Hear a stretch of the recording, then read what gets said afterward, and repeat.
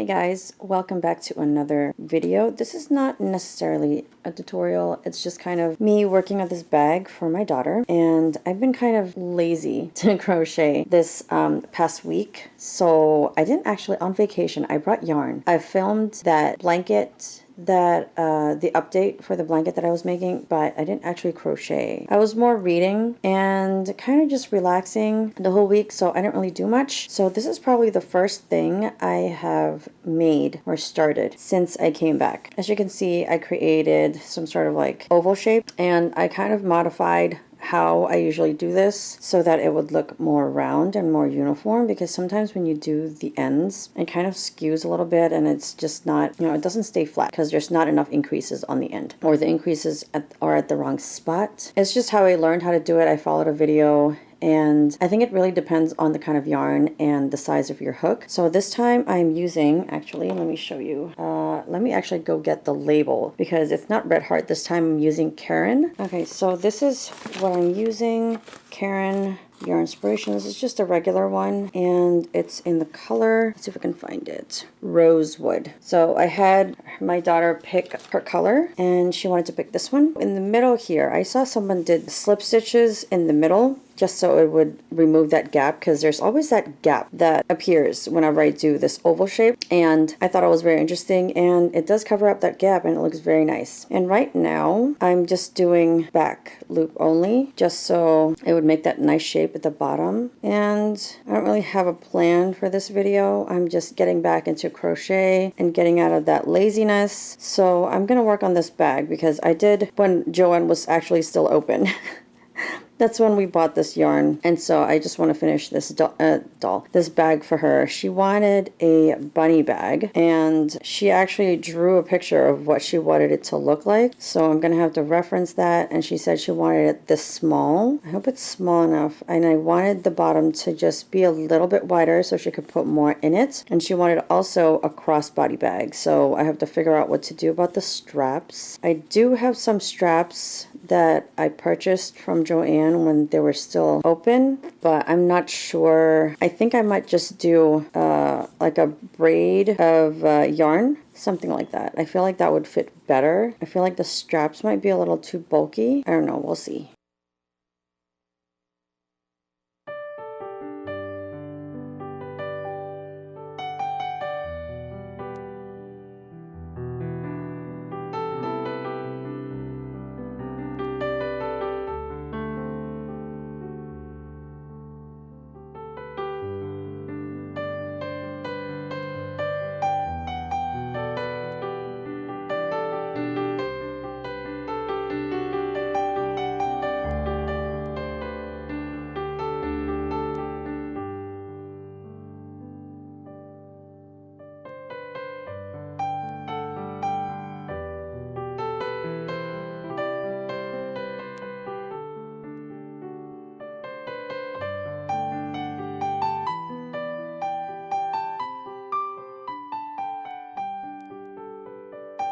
This is actually the first time I've ever worked with Caron yarn before, and it's very soft. I really like this. I might just purchase this in the future, but I think it's more expensive than Red Heart, but it's definitely softer and really nice to work with, and I think it might make softer blankets. So in the last video I showed you guys that I was making a, what is that? That I was making a bag, and here it is actually. I haven't gone back to work on it, so I still have yet to crochet these gaps together. So I'll probably get around to doing that after I finish this bag, because this one's just for me, so it's not for anyone else. So this project can wait, just like the other two that I'm making, the other blanket and my cardigan. The cardigan is taking a little while only because I've had other projects in between, and I think it might be done in the by the time it gets cold again. Hopefully it'll be done by then.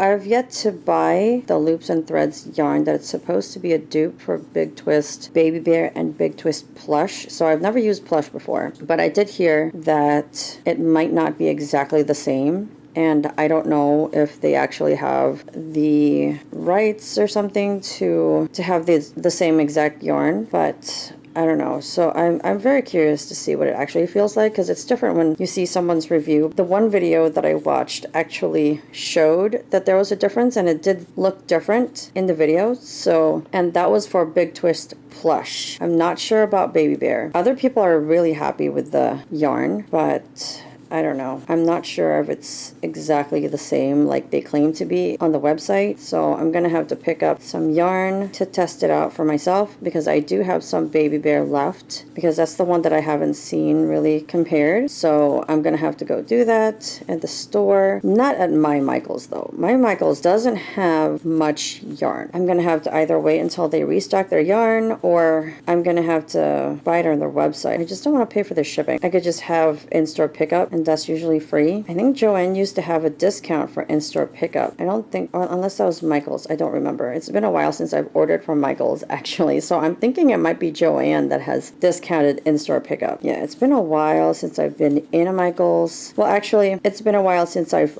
bought something from Michael's. I was in a Michael's looking for yarn. I didn't find what I needed. So, oh yeah, that's right. I was looking for cream yarn, and I thought that I had run out. And then when I was looking in my closet, kind of trying to organize and clean up, I found like a big jumbo size of it in there. I'm like, oh, well, I guess now I have extra. I think you guys saw that I got this Mainstays, and it's kind of a little bit worse than Red Heart, I think. I don't know. It seems soft, but then I used it and it was just kind of a little, I don't know. I'm not sure. I mean, it's all right. It's not the worst, but I really do prefer this Caron yarn. Gonna have to try the Lion brand yarn because I haven't yet. And I also wanted to buy some is that called True Boo? The bamboo yarn? I think that's what it is, because I'm looking for some soft yarn because I want to make a shawl, and I haven't purchased it yet because I wanted to buy it from Amazon because I have some Amazon points that I want to use, and sometimes they're a little cheaper. But when I checked the rating of the seller, it was really terrible. I was like 86%. I'm like, nope, no thanks. So I might just try and see if I can buy it from Michael's, actually going out there. But I also wanted to see if I could buy it from Hobby Lobby, but Hobby Lobby is pretty far from me. I've only actually been in a Hobby Lobby once. I've been wanting to make another trip out there, but it's kind of far, and we're pretty busy on the weekends with birthdays and holidays and such, so I guess we'll see when we're gonna go there next. And I did just spend money on a mic. I was gonna do an unboxing, but I actually didn't know that you needed extra hardware to go with it. I don't know. I was doing research, and I guess maybe, well, I didn't do it thoroughly enough because I bought a mic and I didn't know that you needed an XLR cable, and I didn't have that. And I also didn't know that you needed an audio interface to go with it. I had to purchase that, so I couldn't really use it. The audio interface is supposed to get here today. The cable is supposed to get here tomorrow. I have to make sure I have a USB-C cable that is actually a data transferring one. I didn't know that you had to use a different USB-C. I don't know. For those of you who know more than I do about these things, let me know if anything I'm saying is wrong. So yeah, I should have done more research, because now I had to spend more money for more things. Although if I knew that I had to spend more money on the mic plus more things for it, I probably would have waited. But I really needed better audio for my videos, and I was also gonna start maybe streaming sometime in the future, depending on when the basement's done, because that's not done yet, which is a little bit annoying. So I gotta wait for that. And yeah, so we'll see how the mic goes, and hopefully whatever I got is that they're actually compatible with each other. I mean, I did look it up, and online it did say that they were compatible, so we'll see when I get all the stuff. I ended up purchasing a Rode mic. At first I was going to get what all the other vloggers were getting. I forget what is it DLR, I forget what it's, DJI. Yes, I was gonna get that. I have never heard of DJI before. I've actually never heard of Rode before either, but I was almost getting the DJI. I almost purchased it, but then I was thinking, when am I gonna be vlogging in public or vlogging in the car? I only did it once, and even then I wasn't really talking. It was just kind of like a video showing me crocheting in the car. So I thought that was just not the option for me. So I got a podcast mic instead, because that's usually where it is, just on the table. And it's a dynamic mic. I don't really know a lot about mics, but people said it was good. So I purchased that one. So we'll see how that goes, because the audio in my videos is not the best. And when I do voiceovers with the mic that's with my my Mac, it just doesn't work well. Doesn't sound very good. It sounds okay, but I also have to adjust the volume. Whoa, my alarm's on. All right, let me turn it off. That's for my alarm to wake up, but I woke up earlier today.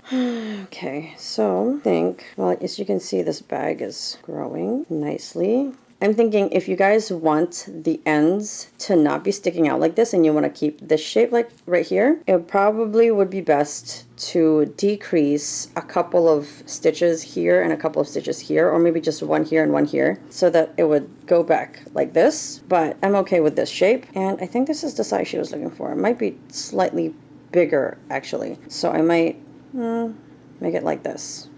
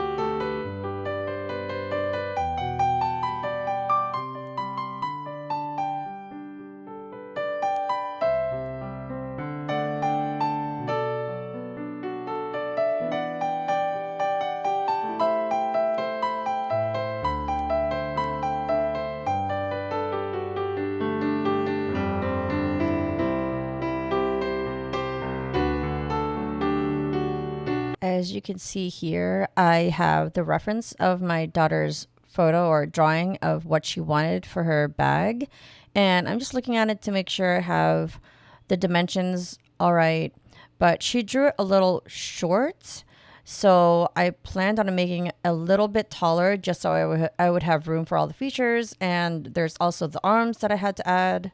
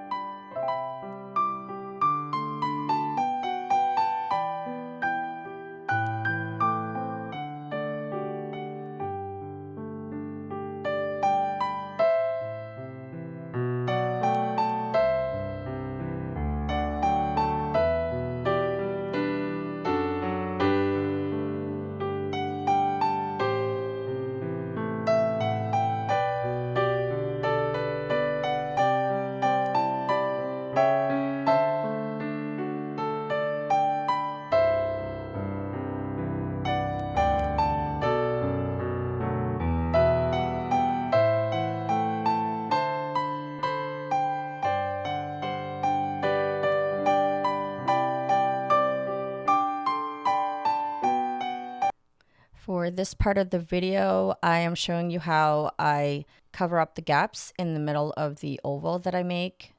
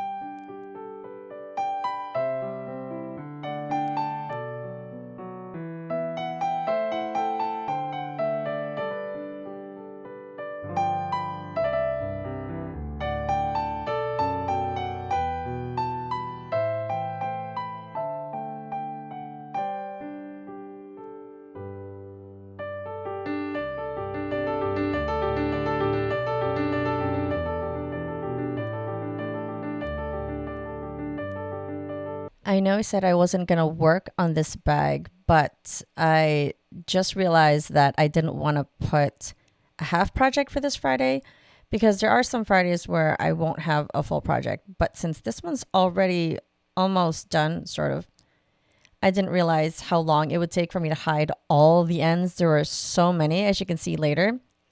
But I wanted to finish this bag so it wouldn't just be sitting in the corner and collecting dust. So all I had to do was finish not sewing, crocheting the gaps together, and you can see later that I had the ends, and then I make a strap for it. So I went online and looked for a strap that didn't stretch because the bag already stretches when you put stuff in it. And since I didn't line the bag, it is going to stretch a little bit more than if it was lined. So the strap that I made, I believe I did 120 chain 120 for both straps because I did 2 straps. And then I did double crochets all the way down, and then I folded it in half and slip stitched all the way across. So then it would create some sort of cord. So I did that twice, and then I sewed that onto the bag. But I had to finish the edges because they looked unfinished. So I did 2 rows, 1 dark brown, and then 1 with the cream color. And then I attached the straps.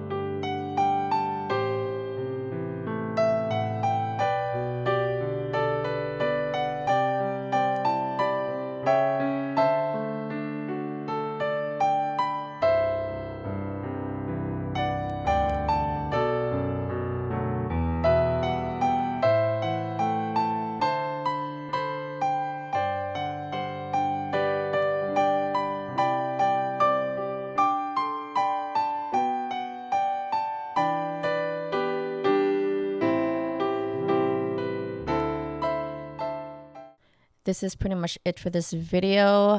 And I know this video wasn't a tutorial like I usually do, but I hope you enjoyed the process of me making a bag and starting a new bag. And I will have the rest of the video for the bunny bag. I don't know if I mentioned if it was a bunny bag, but I'm sure you saw the picture.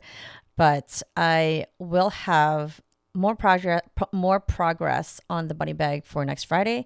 And yeah, this has been Pig Loves Mouse. Thank you guys for watching, and don't forget to like, comment, and subscribe, and I'll see you in the next one. Bye.